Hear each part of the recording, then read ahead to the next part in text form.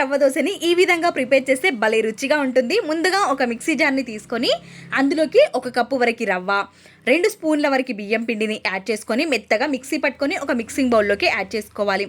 1 cup వరకు పుల్లటి పెరుగుని తీసుకొని 1 కప్పు వరకు వాటర్ని కూడా యాడ్ చేసుకొని విస్కర్తో కలుపుకోవాలి.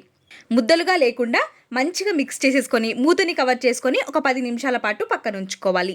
ఆలోపు చట్నీని ప్రిపేర్ చేసుకుందాం. ఒక మిక్సీ జార్ని తీసుకొని పచ్చి కొబ్బరి ముక్కలు, 2 స్పూన్ల వరకు పచ్చిశనగపప్పుని వేయించుకొని తీసుకోవాలి. ఒక 4-5 పచ్చిమిర్చి, అల్లం తరుగు, వెల్లుల్లి రెబ్బలు, జీలకర్ర, పసుపు, రుచికి సరిపడ ఉప్పుని యాడ్ చేసుకొని మెత్తగా మిక్సీ పట్టుకొని తీసుకోవాలి. ఇప్పుడు ఆలోపు మనకి పిండి కూడా సెట్ అయిపోయి ఉంటుంది. మూతని ఓపెన్ చేసి రుచికి సరిపడ ఉప్పు, ఒక 1/2 టేబుల్ స్పూన్ వరకు వంట సోడాని యాడ్ చేసుకొని ఒక 2 టేబుల్ స్పూన్స్ వరకు వాటర్ని కూడా యాడ్ చేసేసుకొని వేడి పెనం పైన ఒక స్పూన్ ఆయిల్ని యాడ్ చేసేసుకొని మొత్తం ప్యాన్ అంతా స్ప్రెడ్ చేసేసుకొని దోశల్ని వేసేసుకోవడమే. చాలా రుచిగా ఉంటుంది. చట్నీని కూడా పోపు పెట్టేసుకొని తింటే రుచి మాత్రం అద్భుతం. తప్పకుండా ట్రై చేయండి.